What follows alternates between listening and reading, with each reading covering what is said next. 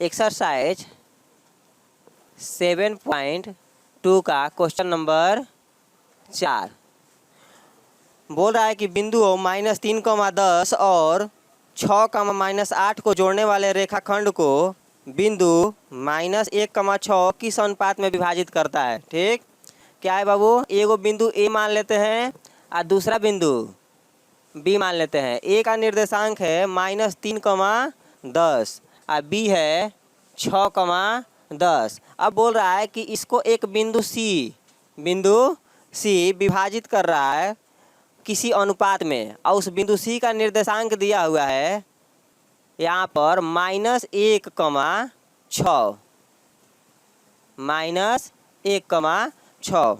ठीक, प्रश्न क्या कर रहा है, बोल रहा है कि बिंदु -3, 10 और 6, -8, यह है 6, -8 को जोड़ने वाले रेखाखंड को बिंदु -1, 6 किस अनुपात में विभाजित करेगा। ठीक, तो देखिए हमें अनुपात तो पता नहीं है, तो मान लेते हैं कि ये m/1 में विभाजित करेगा। कितने? m/1 में विभाजित करेगा। तो लिखेंगे माना कि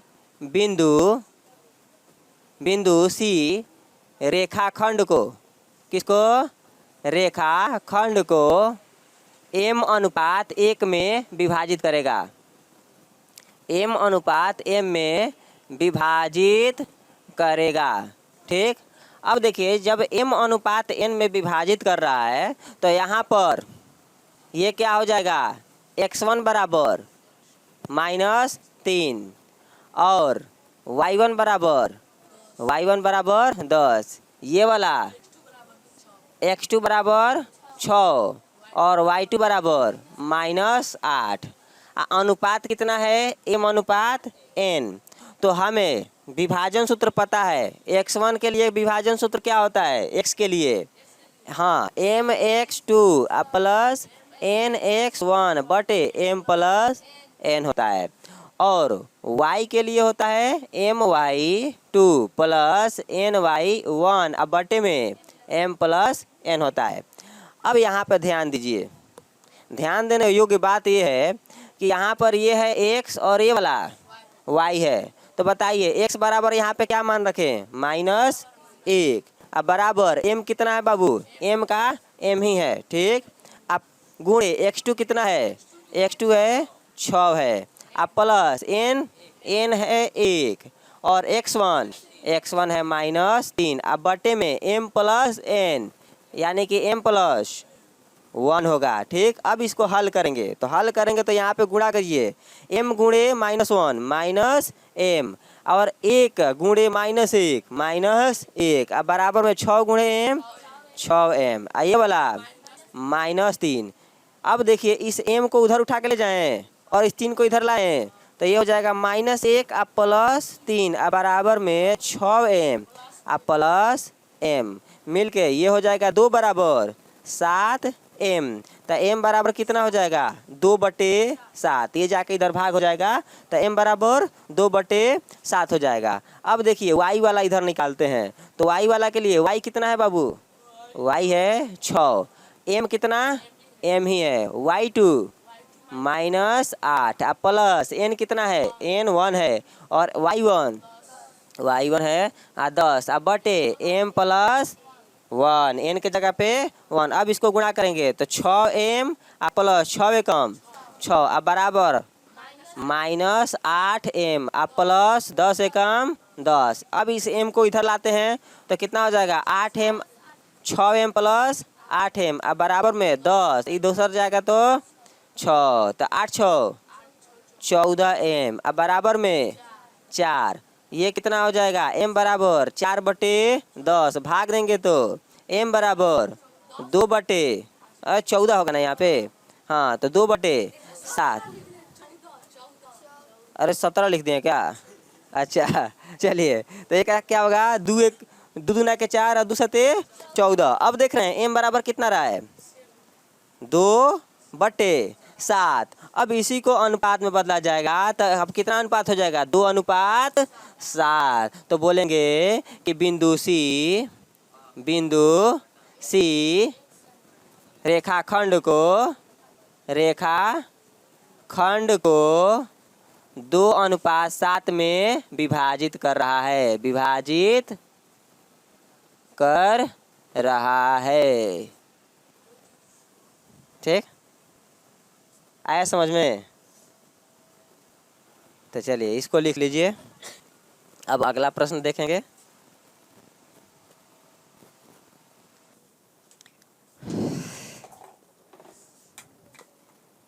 आप लोगों से ज़्यादा क्वेश्चन पूछ लेता है 9th वाला, और 9th वाला जब क्वेश्चन पूछता है तो अच्छा लगता है। आप लोग क्वेश्चन पूछते ही नहीं हो। अरे 2-4 को तो पूछता है, बाकी सब तो आके लगता है कि एकदम आया है दर्शक बन के, डंडा के दम पे पूछता है। जब डंडा उठाया जाता है तब 1-2 खड़ा होकर एक क्वेश्चन पूछेगा। अरे पढ़ने आते हो तो दिमाग थोड़ा अपना डेवलप करो, क्वेश्चन पूछो। चलिए क्वेश्चन संख्या 5 है। देखिए बोल रहा है, वह अनुपात ज्ञात कीजिए जिसमें बिंदुओं ए बी, क्या है, बिंदु ए है और यहाँ पे बी है।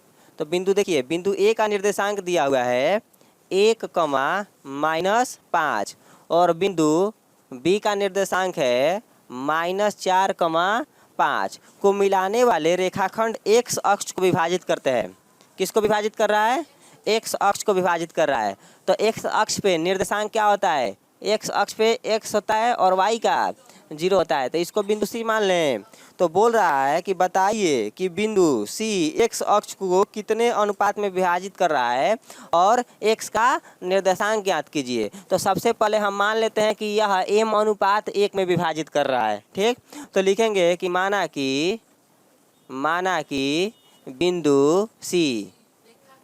बिंदु सी रेखाखंड को m/1 में विभाजित कर रहा है। ठीक, और जब m/n में विभाजित कर रहा है तो यहाँ पे देखिए, सबसे पहले यहाँ पे x1 बराबर कितना? x1 बराबर 1, x2 बराबर कितना? -4, y1 बराबर -5, y2 बराबर 5 है। ठीक, उसके बाद से देखिए ये बिंदु सी है, तो x बराबर तो x है और y बराबर 0 है और m बराबर m ही है और n बराबर 1 है। तो चलिए विभाजन सूत्र क्या होता है x के लिए? mx2 अब प्लस nx1 अब बटे में m प्लस n है। ठीक, और y के लिए क्या है? y के लिए है my2 प्लस ny1 अब बटे में m प्लस n है। अब देखिए x का x ही रहेगा। ठीक, m का कितना है? m ही रहेगा और x2 कितना है? x2 है -4 और n का n है 1, तो 1, x1 कितना है? x1 है 1 अब बटे में m प्लस n, तो m का m ही रहेगा और n का 1 हो जाएगा। अब इसको गुणा करेंगे तो ये क्या होगा बाबू? m + 1 गुणे x हो जाएगा। वही डायरेक्ट अभी नहीं कर रहे हैं। ठीक, यहाँ पे देखिए ये क्या हो रहा है? -4m अब प्लस ये कितना हो रहा है? 1 होगा। ठीक, ये तो हो गया पहला समीकरण। अब यहाँ से दूसरा समीकरण निकालते हैं। तो दूसरा समीकरण निकालेंगे तो y कितना है बाबू? y का 0 अब बराबर m का m ही रहेगा, y2 5 है अब प्लस n 1 रहेगा अब y1 -5 अब बटे में m प्लस n, तो n के जगह पे 1 रहेगा। गुणा करेंगे तो ये तो 0 हो जाएगा, नीचे से गुणा करेंगे 0 होगा, बचेगा कितना? 5m अब -5, ये -5 इधर आएगा तो कितना होगा? 5m बराबर 5, तो कट जाएगा ना दोनों, तो m बराबर 1 हो जाएगा।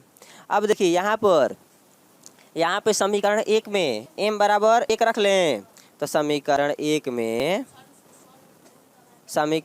में m बराबर 1 रखने पर कहाँ से? समीकरण दूसरा से m बराबर कितना आया है? 1 आया है। ठीक, तो यहाँ पे होगा x इंटू m का मान 1 + 1 बराबर -4 गुणे 1 + 1, तो ये कितना हो जाएगा? 2x बराबर -4 अब +1, तो ये कितना? 2x बराबर -3 -3, तो x बराबर हो जाएगा -3/2। तो x का कितना आ गया निर्देशांक -3/2। तो अब क्या लिखेंगे बिंदु C का निर्देशांक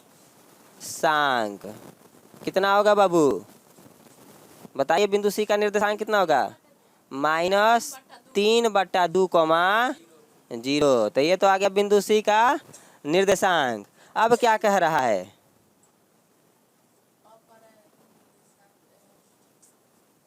अब कह रहा है कितने अनुपात में विभाजित कर रहा है। हाँ, तो देखिए अब बोल रहा है कितने अनुपात में विभाजित कर रहा है। तो यहाँ पे m बराबर कितना आया है? 1 आया है, तो m का 1 हो जाएगा और पहले से एक n है ही। तो अब लिखेंगे कि बिंदु C रेखाखंड को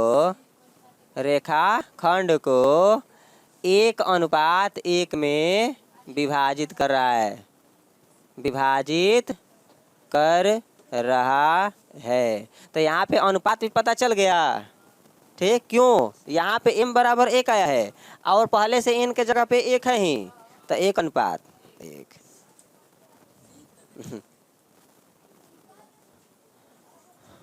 अगला प्रश्न देखिए, ये प्रश्न बहुत ही आसान है। 6 नंबर बोल रहा है कि यदि बिंदु 1,2, दूसरा बिंदु 4,y, तीसरा बिंदु है x,6 और चौथा बिंदु है 3,5, इसी क्रम में लेने पर एक समांतर चतुर्भुज के शीर्ष हो। क्या है? ये चारों बिंदु समांतर चतुर्भुज के शीर्ष है। ठीक, तो x और y ज्ञात करना है। प्रश्न संख्या 6 देखिए, एक समांतर चतुर्भुज बना देते हैं।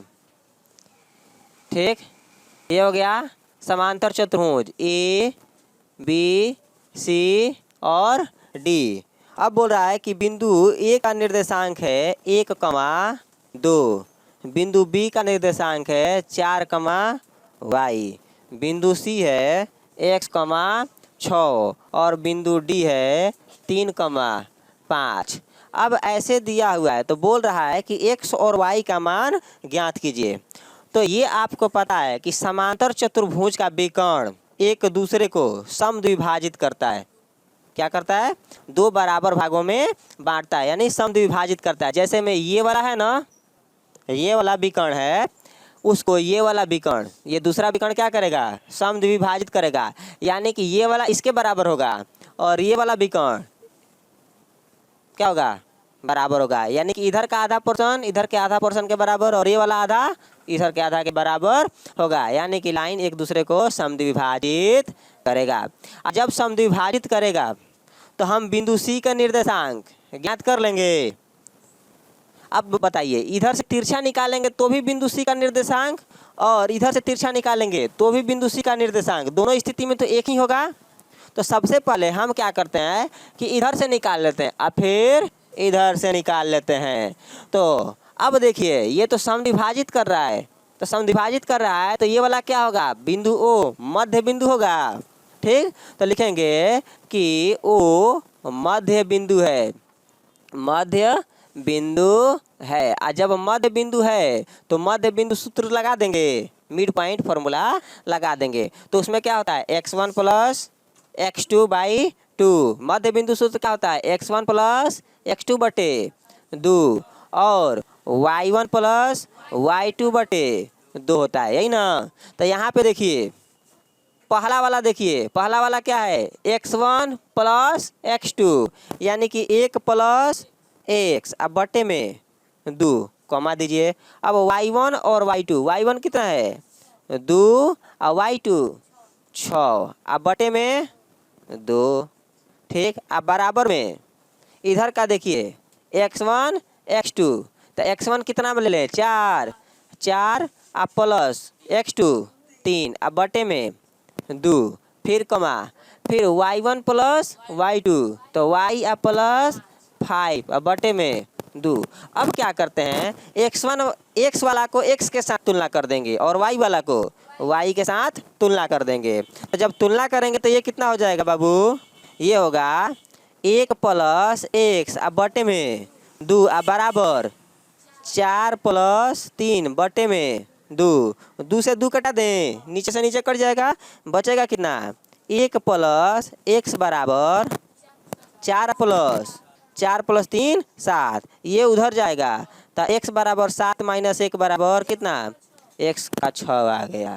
ठीक, अब देखिए इधर में क्या करना है, y वाला को तुलना कर देना है। ठीक, तो ये कितना हो जाएगा बाबू 2 + 6 बटे 2 बराबर y + 5 बटे 2, 2 से 2 कटा दें, अब बचेगा कितना 6 2 8 बराबर y + 5, इसको इधर लाएं तो 8 - 5 बराबर y, तो y बराबर कितना हो जाएगा, घटेगा तो 3, तो आ गया x और y आसान विधि द्वारा।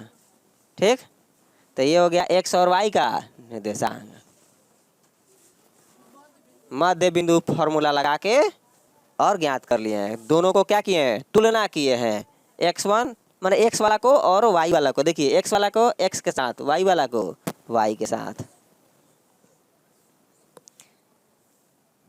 चलिए अब अगला क्वेश्चन बचता है 7 8 9 10, 3 4 को क्वेश्चन बचेगा, अगले क्लास में करेंगे उसको।